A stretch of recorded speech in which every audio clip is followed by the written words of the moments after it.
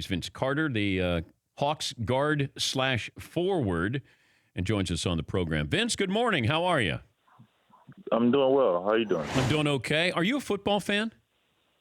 I am. Did you ever play football? I am. I did. I was a quarterback. Whoa. And a running back and a receiver. Wait. I was mostly a quarterback. Wait, were you a running back, wide receiver, and quarterback at the same time, Vince? Were you that good? At one point. And I kicked extra points, and I was a snapper at one point in 1 year. But mostly I was a quarterback. As I got taller, running back wasn't a great idea.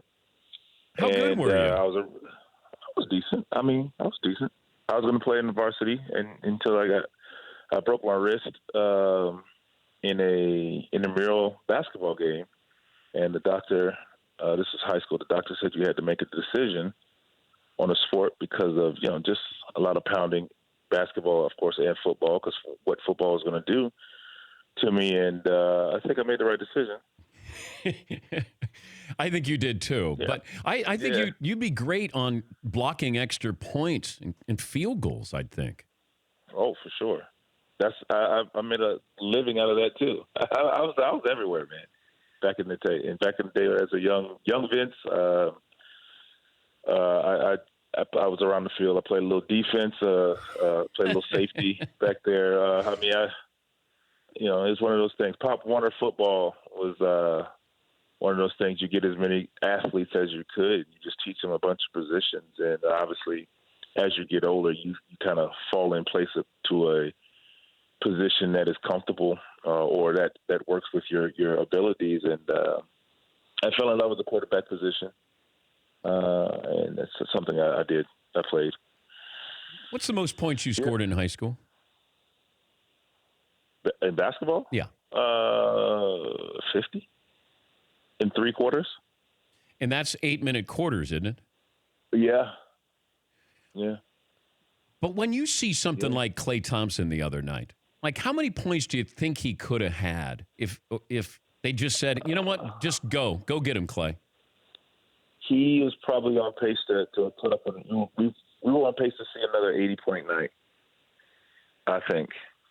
And it could, like I say, it could be more because the way he was shooting the 3-point shot, it was like shooting mid-range twos. You know what I'm saying? It was just amazing. But who do you think would be the Warrior if I said you got to pick one to get 80 in a game? Ooh. You have to give it to Klay right now. Because he has the record, he gets the first nod. What was more impressive? That's the only reason why I picked him, though. I'm going to say that now. Because Steph is definitely capable. But we have to pick right now who the record holder. And he doesn't have the ball for – everything is catch and shoot. He doesn't dribble it exactly. He doesn't dribble it very long. And, it's impressive. He doesn't need a lot of dribbles to kind of get a shot. It's just if I see a clean look, I'm letting it go. And it's impressive. What's more impressive to you, Kobe ending his career with 60 or Kobe putting up 81 on Toronto?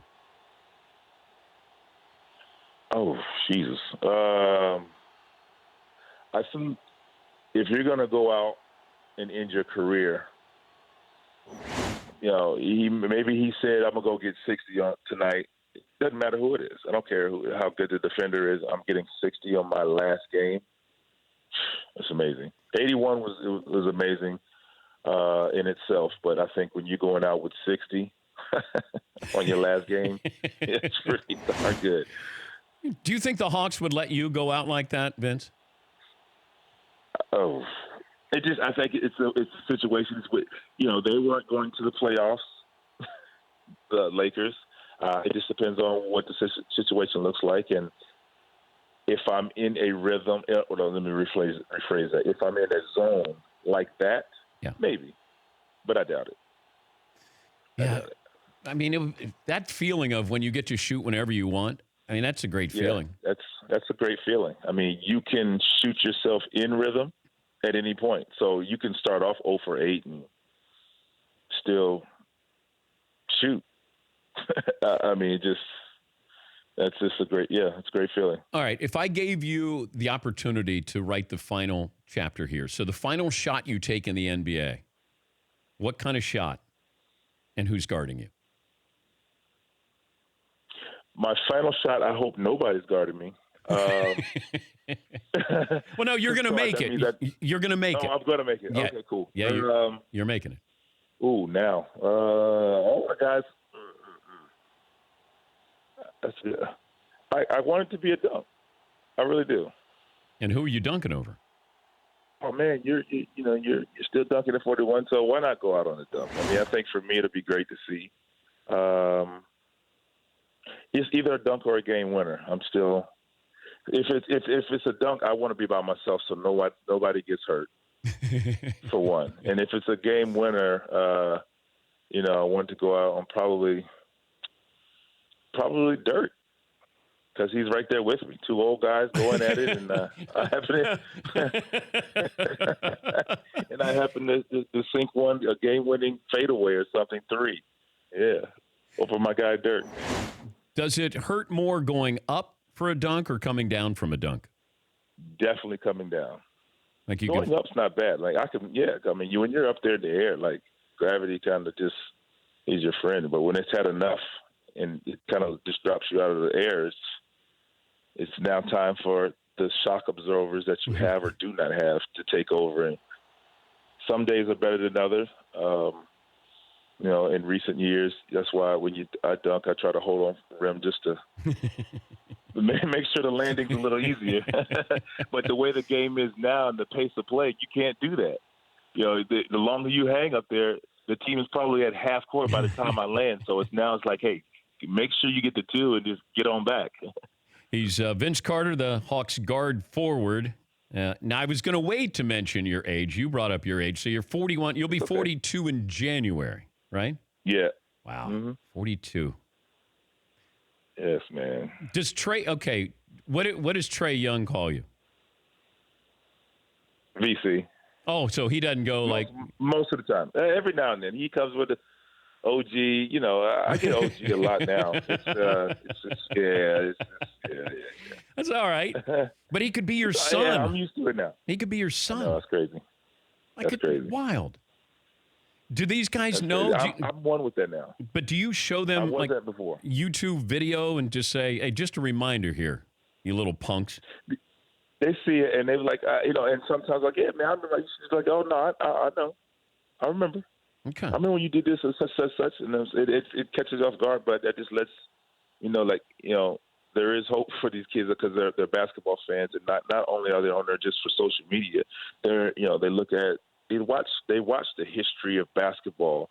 I've been around long enough, so I've played against a lot of history of basketball, and I've done some things for the history of basketball. So these guys actually watch that because they love the game like that. So.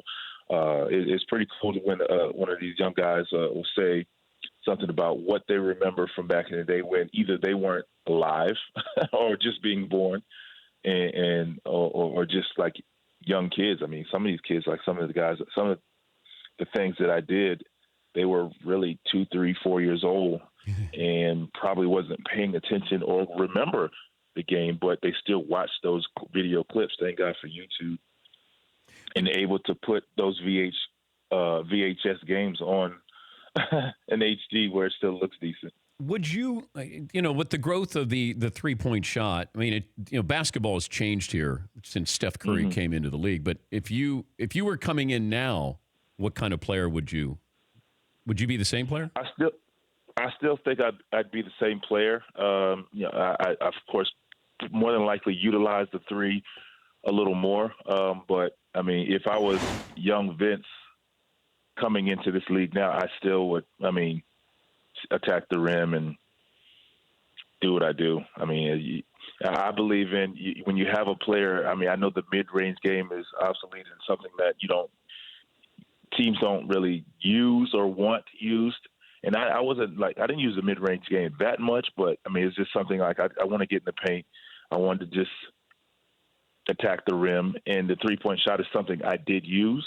It just wasn't used as much back in I hate to say this, in the late 90s in the 90s at all, really. It wasn't used or talked about as much. Of course, the 3-point shot you ran plays for it because you had the great Reggie Miller, Rip Hamilton. Well, he was more mid-range, and Ray then you had Allen. Ray Allen. Those guys like that who were double staggered away threes. I mean, that's what they did. But I mean, it wasn't like now you're running plays where you'll post up a guard just to get the center a 3-point shot on the weak side now. I mean, it's just a different game. Crazy. Hey, did you walk with Tiger when he was at the PGA Tour Championship? Yeah? I did. How come? I did. It was great. That was my first time seeing Tiger live. We started off in my early years. We had the same agent. It's just every time he would play, in Orlando, he had his Tavistock Cup. And the year that I played in Orlando, we were out of town, so I didn't get to see him play there. And it was just a great opportunity. And nothing better than to see him here at East Lake competing for a win and almost really pulling it off being the champ. It was amazing.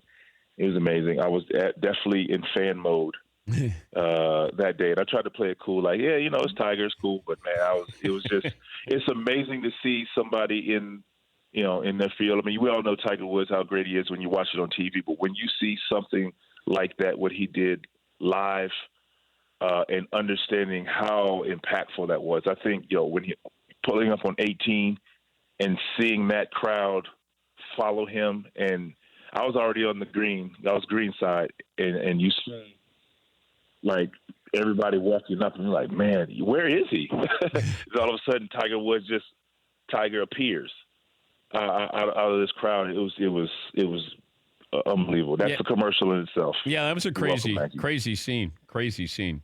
I'm wondering about this. If Jordan is the best player you played against, is that right? Right? Yeah. Okay. I did play against Jordan. Okay. The second best player you played against is who? I did play against Kobe Bryant and LeBron James. So, I mean, I think right there, I don't really have an order. I mean, I think MJ's there, and then you have Kobe, and probably the second best player, then LeBron. I mean, it's hard to pick players for me personally because I'm still playing against those guys, and then, I just, once they're done playing or I'm done playing, then I can really add other players, current players. Yeah. So I'm just going to stick with LeBron. I'm going to stick with Mike and then Kobe. Kobe wanted to kill you, right? He wanted to kill everybody. Absolutely.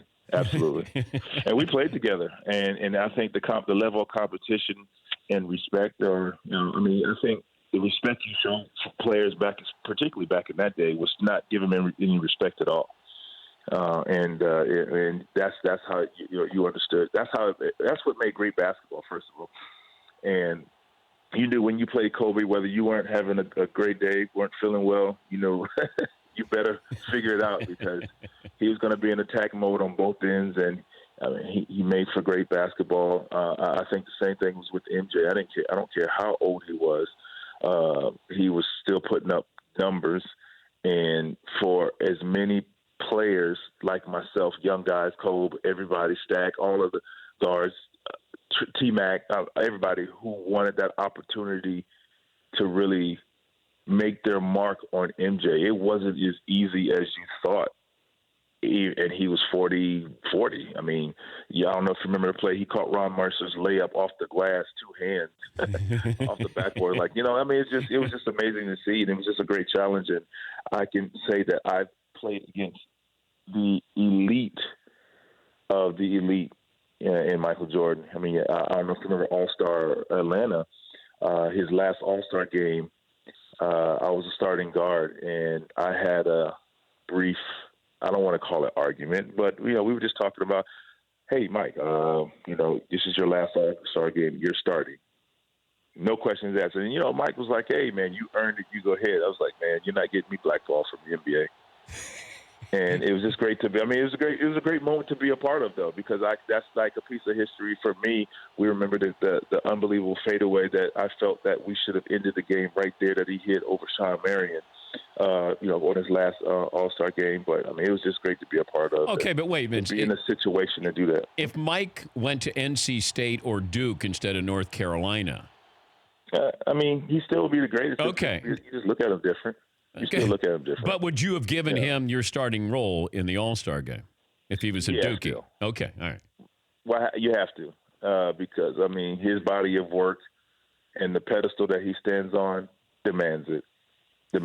All right, here's the question. I'll leave you with this. Mm-hmm. The greatest slam dunker in North Carolina history is? In North Carolina? Oh, yeah, I'll take that. You can't give MJ everything, man. Yeah, he's got everything else. No, you're got everything else. Yeah. Let me borrow that.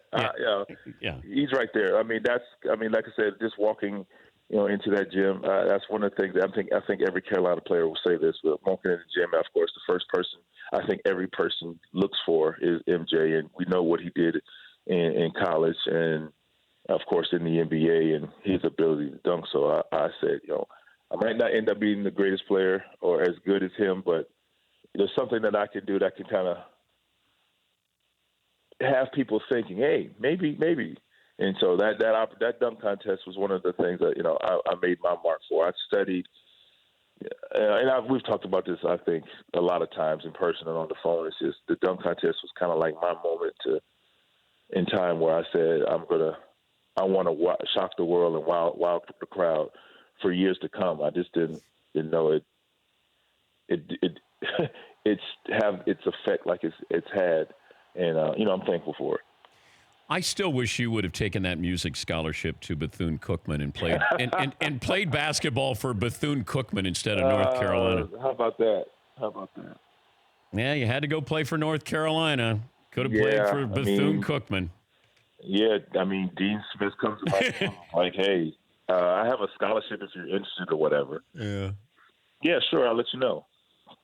I'm going to Bethune-Cookman. I'm taking my talents to Bethune-Cookman. Taking my talents up the street and around the corner. Sorry, Dean Smith legend.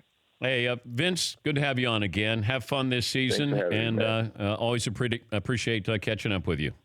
Always, man. Good talking to you. For more Dan Patrick Show, tune to Audience Channel 239 on DirecTV or download the Dan Patrick Show app.